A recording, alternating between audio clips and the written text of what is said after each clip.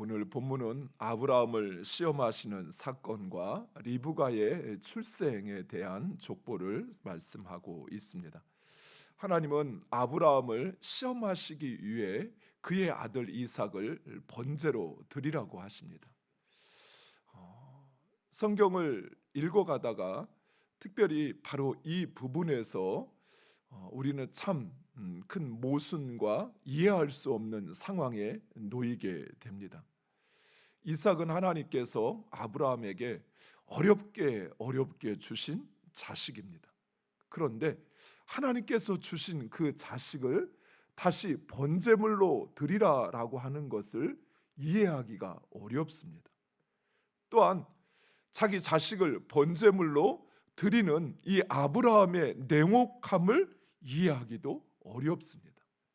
실제로 유대 전승에 따르면 이 모리아산에 올라가 제물로 드려질 뻔한 이삭이 집에 돌아와 어머니 사라에게 이 사실을 알리자 사라는 이 소식을 듣자마자 6차례나 비명을 지르며 까무라칠 뻔하였다고 합니다.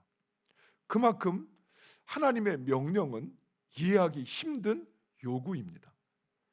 만약 지금 이런 요구를 받는다면 온 매스컴에서 아마 난리가 났을 것입니다. 그렇다면 하나님은 왜 이런 시험을 하시는 것일까요?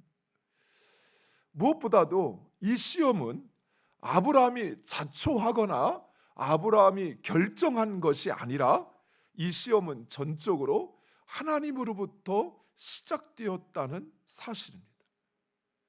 그래서 더더욱 이해하기가 어렵습니다. 하나님은 왜 어렵게 준 아들을 번제물로 바치라고 할까요? 더욱이 이 명령은 하나님께서 지금까지 아브라함에게 또 성경에서 우리에게 말씀하시는 하나님의 그 말씀과 또 아브라함에게 하신 그 약속과는 너무나도 대치되는 것입니다. 상반되는 것입니다. 아브라함에게 자식을 주어서 그래서 큰 민족을 이루시겠다고 하셨는데 있는 자식마저 번제물로 바치라고 한다면 그러면 어떻게 아브라함이 민족을 이룰 수 있겠습니까? 또한 인신을 사람을 제물로 바치라고 하는 것은 그동안 사람을 소중히 여겼던 하나님의 그 모습과는 모순이 되는 것입니다. 이처럼 우리 인생에서도 하나님의 모순될 때가 있습니다. 하나님은 우리를 사랑하시고 또 우리에게 은혜 베푸시고 복 주시기를 원하신다라고 성경은 말씀하고 있습니다. 근데 왜 우리의 인생을 그토록 어렵게 하시는 것일까요? 왜 우리의 인생을 그렇게 힘들게 꼬이게 하시는 것일까요? 복을 주시지는 못할 망정 최소한 불행하게는 하지 않아야 할 텐데 때로는 우리의 인생을 오히려 남들보다 더 불행한 인생으로 만드십니다. 사기를 당하는 사람들 가운데 기독교인이 상당히 많다고 합니다. 첫 번째는 사람을 너무 잘 믿어서 사기를 당하고요. 두 번째로는 속에는 욕심이 있는데 겉으로는 그 욕심을 드러낼 수가 없으니 세상 사람들처럼 그렇게 이기적으로 다 따지고 또 재판을 붙고 해가지고 그렇게 돌려받아야 되는데 또 그렇게도 못하는 거예요. 하나님이 왜 선하게 살려고 그렇게 의롭지는 않더라도 세상 사람들보다 좀 낫게 살려고 노력하는 우리에게 왜 이런 어려움을 왜 이런 시련을 주시는 것일까요? 그런데 오늘 본문에 더더욱 놀라운 사실은 이런 하나님의 모순된 요구에 아브라함은 침묵으로 순종하고 있다는 사실입니다. 아브라함은 왜 나에게 그런 요구를 하십니까? 하고 묻거나 따지지 않습니다. 심지어 아브라함은 이 요구를 그의 아내 사라와 또 이삭과 상의하지도 않았습니다. 만약 사라와 상의했다면 사라는 바짓가랑이를 붙잡는 정도가 아니라 아브라함의 목을 잡고 못 가게 했을 것입니다. 다만 아브라함은 이삭이 아버지, 불과 나무는 있는데 번제할 양은 어디 있나이까? 라고 물을 때 번제할 양은 하나님이 자기를 위하여 친히 준비하시리라 라는 알쏭달쏭한 이야기만 하고 있습니다. 여러분 지금 생각해 보세요. 아브라함과 이삭 단 둘이 지금 번제를 드릴 제단으로 올라가고 있습니다. 이삭의 어깨에는 그 제사를 드리는데 사용될 나무 짐을 지고 가고 있고 아브라함은 불과 칼을 들고 가고 있습니다. 그런데 예배를 한다고 제사를 드린다고 그랬는데 정작 제사 드릴 양은 없습니다. 아브라함은 하나님의 명령을 받았기에, 하지만 이삭은 지금 이 상황이 도대체 이해가 되지 않는 것입니다. 그래서 아버지에게 물었습니다. 아버지, 양은 어디 있어요? 재물은 어디 있어요? 그런데 아브는 재물은 저 산 위에 있다 이렇게 이야기하는 것도 아니고 하나님께서 준비하실 거야 하는 알쏭달쏭한 이야기만 합니다. 실제로 아브라함도 몰랐습니다.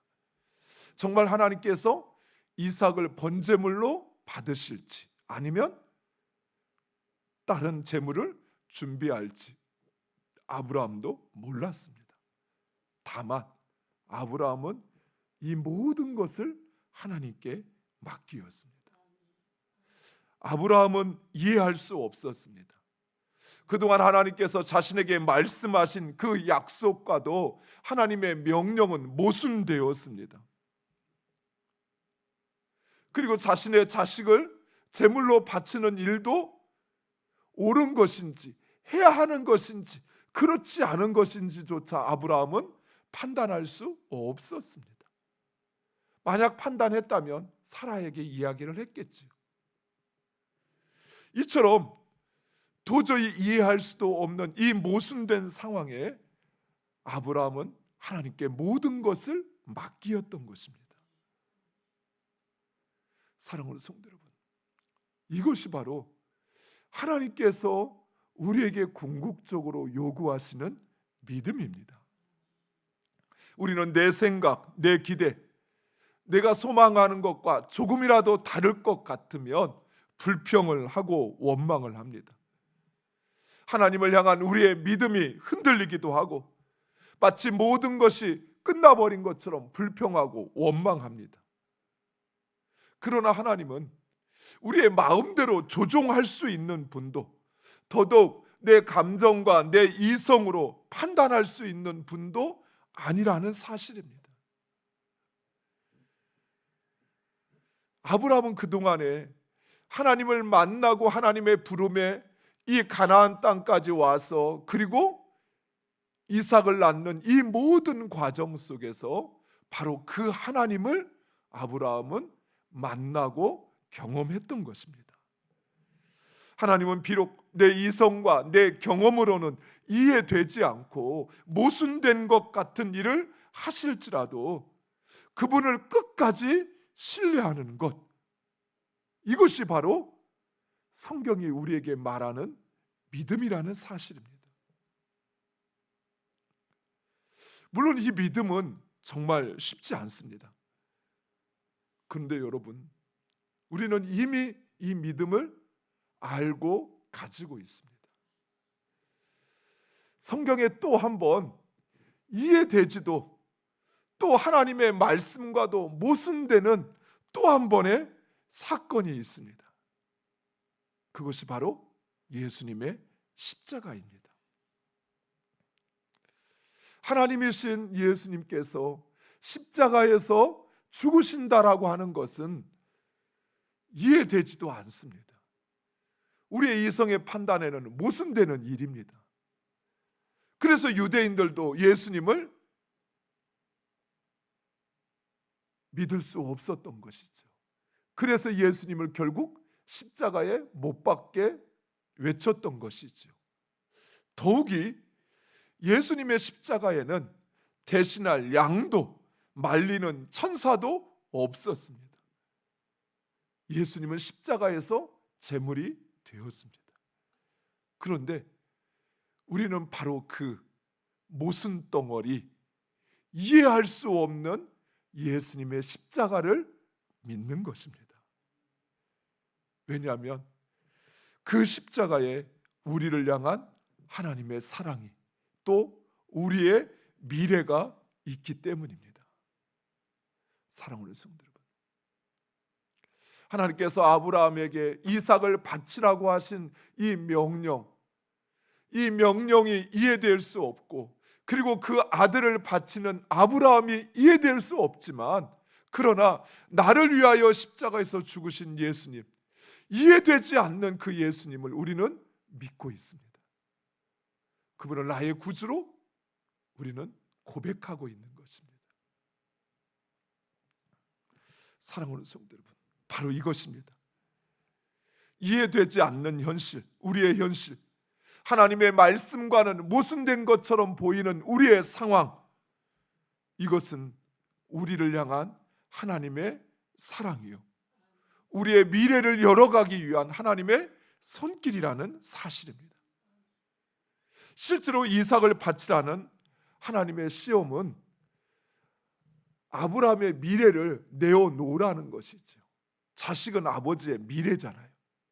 그 미래를 지금 하나님은 아브라함에게 내어놓으라라고 요구하고 계신 것입니다.